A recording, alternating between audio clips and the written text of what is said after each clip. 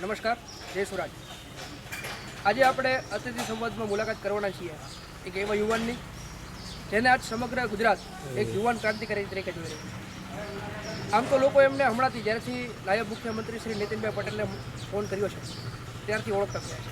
ત્યારબાદ પ્રદીપસિંહવાળા વિષયમાં પણ તેઓને ઓળખતા થયા છે. તો આજે આપણે મુલાકાત કરીશું ગોપાલભાઈ ઇટાલિયા. જી ગોપાલભાઈ, આ પ્રકારનો વિરોધ એક આપ દર્શાવી રહ્યા છો, શું કારણ આ વિરોધ દર્શાવવાનો? વિરોધ દર્શાવવાનું કોઈ એક ચોક્કસ કારણ છે નહીં. જે કંઈ પણ કારણો છે આપણી નજર સામે છે. સરકારની કોન્ટ્રાડિક્ટરી પોલિસીઓ, સરકારની ઓટોક્રેસી અને સરકારની ઉદાસીનતા જે છે યુવાનો પ્રત્યે, ખેડૂતો પ્રત્યે, સમાજ વ્યવસ્થા પ્રત્યે અને ભ્રષ્ટાચારની અગેન્સ્ટમાં સરકારની જે ઉદાસીનતા છે, એ બધા ઘણા બધા કારણો છે કે જે એક જાગૃત નાગરિક તરીકે મને સતત અંદરથી રોષ પેદા કરે છે અને સરકારની આવી પોલિસીઓનો વિરોધ કરવા માટે પ્રેરે છે. માનનીય ગૃહમંત્રી શ્રી પ્રદીપસિંહને જે પગરખું ફેંકવાની વાત સામે આવી છે, શું આ પ્રકારનો વિરોધ કઈ રીતના ઉચિત ઉચિત કે અનુચિત છે એની કોઈ ચોક્કસ વ્યાખ્યા હોતી નથી. સરકાર એમનો પક્ષ એવો બતાવે કે આ ઉચિત નથી. જો હું મારો પક્ષ રાખું તો સરકાર તરફથી જે કંઈ પણ ખરાબ વર્તન લોકો સાથે કરવામાં આવે છે, જેમ કે ઝડપી ન્યાય મળતો નથી, કોઈ પણ પ્રકારની જેમ કે સરકારી બસો, શિક્ષણ, આરોગ્યની સારી સેવાઓ મળતી નથી, સરકાર તમામ પોતાની જવાબદારીમાંથી નિષ્ફળ જાય છે, તો હું પણ એને ઉચિત ગણતો નથી કે સરકાર તરફથી આ વાત ઉચિત નથી. તો સ્વાભાવિક છે કે સરકાર તરફ જૂતું ફેંકાવું એ સરકાર માટે ઉચિત નથી, તો મને સરકાર તરફથી જે સુવિધાઓ નથી મળતી અથવા લોકોને નથી મળતી એ પણ ઉચિત નથી. જ્યારે આ વિષય સામે આવ્યો ત્યારે સરકારના પોલીસ તંત્ર દ્વારા આપને માનસિક અસ્થિર જાહેર કરવામાં આવ્યા હતા. શું કહેશો એ બાબતે? સરકારનું તો કામ જ એ છે કે પોતાના વિરોધીઓને દબાઈ દેવા અને પોતાની જે કંઈ પણ ખરાબ પ્રવૃત્તિઓ હોય છે, પ્રશાસનની આડમાં જે ભ્રષ્ટાચાર ચાલતો હોય છે, સગા વાલા દવલાઓની નીતિઓ ચાલતી હોય છે, આ બધી વસ્તુ કોઈ માણસ ખુલ્લો પાડી જાય અને પોતાનું એસ્ટાબ્લિશમેન્ટ ચાલે નહીં, એટલા માટે સરકારનું તો કામ જ એ છે કે પોતાના વિરોધીઓને માનસિક અસ્થિર જાહેર કરવો, કોઈ પણ પ્રકારે એને હતાશ કરી દેવો, માનસિક ભાંગી પાડવો, એના પરિવારને દબાણમાં લાવી અને એને કંટ્રોલ કરવો. આ તો સરકારનું નોર્મલ કામ છે. આપણું કામ છે કે જાગૃત રહેવું અને અન્યાય સામે સતત બોલતું રહેવું અને ફક્ત ન બોલતું રહેવું પણ લોકોને જાગૃત કરતા રહેવા કે જ્યાં પણ અન્યાય હોય ત્યાં એ લોકો બોલે. આ વિષય સામે આવ્યો ત્યારબાદ આપણે સરકારનો કોઈ માણસ કે કોઈ કાર્યકર્તા કે કોઈ વ્યક્તિ તરફથી કંઈ ફોન કે કોલ પર કે ધમકી થઈ કોઈ? ના, હાલના તબક્કે તો એવું કશું છે નહીં. શું આ નવો જે દારૂબંધીનો કાયદો આવ્યો છે? નવો દારૂબંધીનો કાયદો એવો છે કે હું તો પોલીસમાં નોકરી કરી ચૂક્યો છું, એટલે ઓલમોસ્ટ 3.5-4 વર્ષ નોકરી કરી છે. હું જાણું છું કે હાલનો નવો જે કાયદો છે એમાં સરકારે પ્રોવિઝન કર્યું છે કે 10 લીટર કરતાં ઓછો દારૂ અને 10 લીટર કરતાં વધારે દારૂ, એ બંને માટે અલગ અલગ પ્રોવિઝન છે, અલગ અલગ કલમો છે અને અલગ અલગ સજા છે. પણ વિચારવા જેવી વાત એ છે કે 10 લીટર કરતાં ઓછો દારૂ હોય એની સજા અલગ, 10 લીટર કરતાં વધારેની સજા અલગ. પણ 1 બોટલ પકડાય તો પણ સજા સેમ, 1 લાખ બોટલ પકડાય તો પણ સજા સેમ. મતલબ ઇંગ્લિશ દારૂ માટે સરકારે એક હોલ રાખેલું છે બચવા માટેનું, પૈસા કમાવા માટેનું.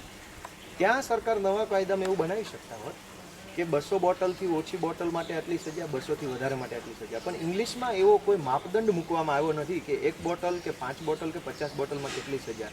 તો સ્વાભાવિક છે કે સરકાર દારૂબંધીના નામે ભ્રષ્ટાચાર કરે છે મોટામાં મોટો, અને દેશી દારૂના નામે લોકોને ક્વોલિટી વગરનો ભંગાર ખરાબ દારૂ પાય અને એમના સ્વાસ્થ્ય સાથે છેડા કરે છે. એટલે દારૂબંધી બાબતે સરકાર ખરેખર કટિબદ્ધ હોય અને ગંભીર હોય તો સરકારે એવું પ્રોવિઝન કરવું જોઈએ કે ખુદ પોલીસ કમિશનર, આઈજી, ડીઆઈજી કે સરકારના મિનિસ્ટરોને પણ બોટલ મળવી મુશ્કેલ થઈ જાય તો માની શકીએ કે દારૂબંધી સક્સેસ છે. અને એનાથી પણ એક સ્ટેપ આગળ કહું કે સરકાર દારૂબંધી બાબતે ખરેખર ગંભીર હોય કે ગુજરાતની અંદર દારૂ ન મળવો જોઈએ, લોકોની સ્વાસ્થ્ય, સુરક્ષા અને મહિલાઓની સલામતી માટે જો દારૂબંધી બાબતે ભારતીય જનતા પાર્ટીની સરકાર કટિબદ્ધ હોય તો સૌથી પહેલાં એમણે પોતે જાહેર કરવું જોઈએ કે પોતાના પક્ષના કેટલા લોકો દારૂ પીવે છે, કેટલા નથી પીતા, અને જે લોકો પીવે છે તેમને હવે પછીથી દારૂ પીતા બંધ કરવા માટે શું કરી શકાય, એવું પબ્લિકલી જાહેર એફિડેવિટ તમામ ધારાસભ્યો, સાંસદ સભ્યો આપવું જોઈએ. ગઈકાલના આપણા ફેસબુક લાઈવ વિડીયો પ્રમાણે આપણે જણાવ્યું કે સરકારના પણ ઘણા લોકો દારૂ સેવન કરતા હોય છે. શું આ અટકાવવા માટે સરકારે શું પ્રોવિઝન લાવવો જોઈએ એના માટે આપનું કોઈ ઓપિનિયન કરું? ચોક્કસ મારો ઓપિનિયન એવો છે કે સરકારે દારૂબંધી કડક રીતે અમલ કરાવવા અને લોકોની અંદર વિશ્વાસ સંપાદિત કરવા માટે સૌથી પહેલાં જે કોઈ પણ પક્ષના, તમામ પક્ષના અને ખાસ કરીને સત્તાધારી પક્ષના જે જનપ્રતિનિધિઓ છે એમના પબ્લિક એફિડેવિટ લેવા જોઈએ અને જાહેરમાં મીડિયા સમક્ષ આવીને તેઓ એફિડેવિટથી કબૂલ કરવા જોઈએ કે હું તથા મારો પરિવાર દારૂ પીતો નથી, તેમજ એવી શપથ લેવી જોઈએ કે હું તથા મારો પરિવાર દારૂ પીતો નથી, તેમજ મારા મત વિસ્તારની અંદર ક્યાંય પણ મારા ઓળખીતા પરિચિત લોકો, સગા સંબંધીઓમાંથી પણ કોઈ દારૂ પીતું હશે તો હું તેમને રોકીશ અને પકડાશે તો હું તેમની વિરુદ્ધમાં પૂરી કાયદેસરની કાર્યવાહી કરવા માટે સરકારને ભલામણ કરીશ. આવી જાહેરમાં સૂચના આપે ત્યાર પછી લોકો પાસેથી અપેક્ષા રાખી શકાય કે લોકો દારૂ પીવાનું વેચવાનું બંધ કરે. તે પહેલાં શક્ય નથી, કેમ કે સરકારમાં કાયદો બનાવવાળા લોકો દારૂ પીતા હોય તો સ્વાભાવિક છે કે લોકો તો પીવાના છે. હમણાં માનનીય મુખ્યમંત્રી શ્રી વિજયભાઈ રૂપાણી ગૌ હત્યા માટેનો ગૌ વિશેષ કાયદો બહાર પાડ્યો. એમાં ઘણી છેડા અને જોગવાઈ કરી. શું એ કાયદાને આપ કઈ રીતે ગૌ હત્યાનો કાયદો છે એ ખરેખર મૂર્ખ બનાવવાનો કાયદો છે. લોકોની લાગણી સાથે રમત કરી અને 2017ની ચૂંટણી જીતી જવા માટેનો આખો પ્રોપગેન્ડા છે. હકીકતમાં સરકારને ગાય પ્રત્યે એટલી ઘણી લાગણી હોય, ગાયને ધાર્મિક દૃષ્ટિએ જે મહત્ત્વ આપવામાં આવ્યું છે હિન્દુ સભ્યતામાં, એટલું મહત્ત્વ સરકાર ખરેખર માનતી હોય તો સરકારે ગૌ હત્યાનો 14 વર્ષનો કાયદો લાવતા પહેલાં ગાયને રહેવાની, ગાયના ચારાની, પછી કોઈ બીમાર અશક્ત ગાય હોય અથવા રોગવાળી ગાય હોય તો એની સારવારની તમામ તાલુકા જિલ્લા લેવલે મજબૂતમાં મજબૂત અને સારામાં સારી સુવિધા ઊભી કરવી જોઈએ. ત્યાર પછી આપણે માની શકીએ કે ગૌ હત્યાનો કાયદો સારો છે, કેમ કે ગૌ હત્યાનો વિરોધી કાયદો બનાવી દીધો છે. પણ જે ગાયો બિન ઉપયોગી છે, મતલબ જે દૂધાળી ગાય નથી, જેનાથી દૂધ નથી મળતું, એ સ્વાભાવિક છે કે રોડ ઉપર રખડવાની છે, તો સરકાર એના માટે કોઈ પ્રોવિઝન કર્યું નથી.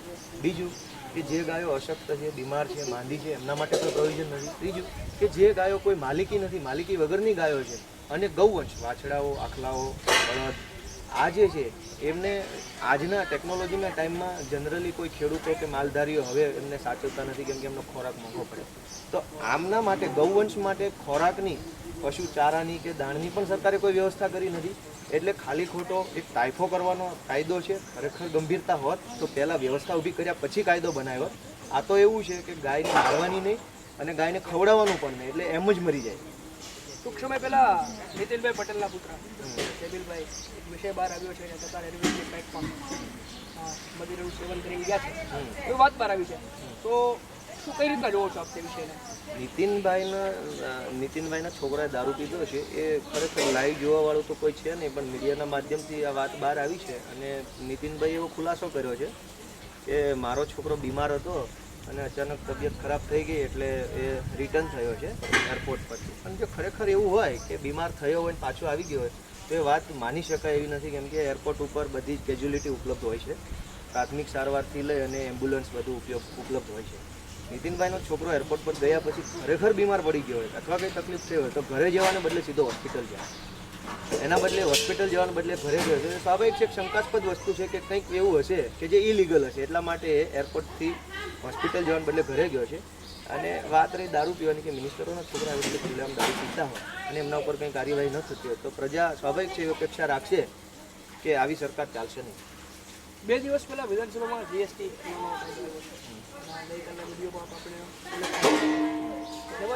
કાયદાને આપ કેવી રીતે જોવો? એના વિશે મને હાલ કોઈ માહિતી નથી, અભ્યાસ કર્યા પછી હું કંઈક બોલી શકું. આપણા અત્યારના લખાણ ઉપરથી થોડીક પોલિટિકલ ઇફેક્ટ જોવા મળે છે આપણા લખાણ ઉપર. તો એક્ટિવ પોલિટિક્સમાં આવવાનો કોઈ વિચાર? ચોક્કસ એક્ટિવ પોલિટિક્સમાં આવવું જરૂરી છે અને આવવું જ જોઈએ. અને ન ફક્ત હું પણ તમામ યુથ જે યુવાનો છે એમણે ખરેખર પોલિટિક્સમાં આવવું જ જોઈએ. એટલા માટે નહીં કે પોલિટિક્સમાં આવવાથી કંઈક ફરક પડશે, પણ એટલા માટે કે પોલિટિક્સની અંદર જે સડો છે એ એટલીસ્ટ તમારા આવવાથી દૂર થશે એવું સમજતા યુવાનોએ એક્ટિવ પોલિટિક્સની અંદર પાર્ટ લેવો જોઈએ. અને હું લેવાનો છું અને મને ગમે છે અને હું લઈશ. છેલ્લા 22 વર્ષથી ગુજરાતમાં ભારતીય જનતા પાર્ટીની શાસન છે. હવે આપ બેટર ઓપ્શન તરીકે કોને જોવો? દેખો, બેટર ઓપ્શન એ હું કોઈ પર્ટિક્યુલર પક્ષના માધ્યમથી નથી જોતો, હું કેન્ડિડેટના ઉપયોગથી કે માધ્યમથી જોઉં છું કે મને મેક્સિમમ સારા કેન્ડિડેટ્સ કઈ પાર્ટીમાં મળે છે કે જે યુથ હોય, ઇન્ટેલેક્ચ્યુઅલ હોય, એજ્યુકેટેડ હોય, અવેર્ડ હોય અને જે એક્ટિવ હોય, ડેડિકેટેડ હોય, આવો જે યુથ હોય તો સ્વાભાવિક છે કે ભારતીય જનતા પાર્ટીમાંથી પણ કેન્ડિડેટ હોય તો પણ એમને મત આપવાનું યોગ્ય કારણ છે. પણ જો આ કોઈ પણ ક્વોલિટી કેન્ડિડેટમાં ન હોય તો પછી કોઈ પણ પાર્ટીમાંથી એક્સેપ્ટેબલ નથી એવું મારું માનવું છે. એટલે અલ્ટિમેટલી ભારતીય જનતા પાર્ટીના ઓપ્શન કરતાં કેન્ડિડેટના ઓપ્શન વિશેની વાત થાય કે હવે હાલના જે બી કેન્ડિડેટો છે એમના ઓપ્શનમાં આપણને ડેડિકેટેડ કેન્ડિડેટ કેટલા મળે છે એ જોવાનું અગત્યનું છે. હાલની સરખામણી જોતા આપણે જે કેન્ડિડેટનો ક્રાઇટેરિયા જાહેર કર્યો એ પ્રમાણે કઈ પાર્ટી આ પ્રકારના ક્રાઇટેરિયામાં કેન્ડિડેટ આપ્યું તેવી સારી પાર્ટી આપણી દ્રષ્ટિએ કઈ છે? એને આ બધી પાર્ટીઓ માટે મેસેજ છે. હાલ હું એના વિશે કંઈ ચોક્કસ કહી નહીં શકું કે કઈ પાર્ટી વધારે કેન્ડિડેટ આવા આપશે, પણ આ એક મેસેજ છે તમારા માધ્યમથી કે પાર્ટીઓ આવા કેન્ડિડેટ આપે અને લોકો આવા કેન્ડિડેટ માટે થઈ થોડાક વિચારશીલ બને અને એવી વિચારધારા ડેવલપ કરે કે આપણો કેન્ડિડેટ આવો હોવો જોઈએ, ચાહે તે કોઈ બી પાર્ટીમાંથી હોય પણ એટલીસ્ટ આપણો કેન્ડિડેટ આવો હોવો જોઈએ એવું લોકો સ્વીકારતા થાય. અંતમાં યુથને આપ શું મેસેજ આપવા માંગો છો? યુથને બસ એટલો મેસેજ આપવા માંગીશ કે યુથ માટેનો ઇંગ્લિશ શબ્દ છે યંગ, પણ જનરલી એવું જોવામાં આવ્યું છે કે યંગ હોય બધા નંગ જેવા થઈ ગયા છે.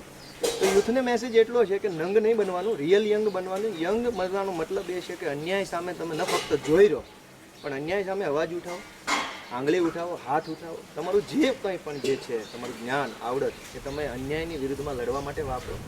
અને અન્યાયના વિરુદ્ધમાં લડવું ન્યાય મેળવવા માટે નથી પણ અન્યાય થતો અટકાવવા માટે છે. ન્યાય એ સેકન્ડ વસ્તુ છે. પહેલી વસ્તુ કે અન્યાય વિરુદ્ધ બોલતા થશો તો અન્યાય થતો ઓછો થશે અને સિસ્ટમથી જે બી અન્યાય છે એનો ભોગ તમામ લોકો બને છે. પણ આ અન્યાયને અટકાવવાની ફરજ માત્ર ને માત્ર હાલના તબક્કે મને યુવાનોની હોય એવું દેખાય છે, કેમ કે દેશ ટેકનોલોજીના ટેન્યુરમાં આગળ વધી રહ્યો છે. તો સ્વાભાવિક છે ટેકનોલોજી સાથે સૌથી કનેક્ટેડ યુવાનો છે અને યુવાનોની આ રિસ્પોન્સિબિલિટી છે કે તે પોતાનો અવાજ અન્યાય સામે સતત ને સતત સળગતો રાખે. એટલે ક્વેશ્ચન કે હાલની રાજ્ય અને રાષ્ટ્રની પરિસ્થિતિ વિશે આપ શું કહો? એ મારું લેવલ એના એ વિશે ચર્ચા કરવા માટે હું યોગ્ય નથી સમજતો કે રાજ્ય અને રાષ્ટ્રની પરિસ્થિતિ બાબતે હું ટીકા ટિપ્પણી કરું.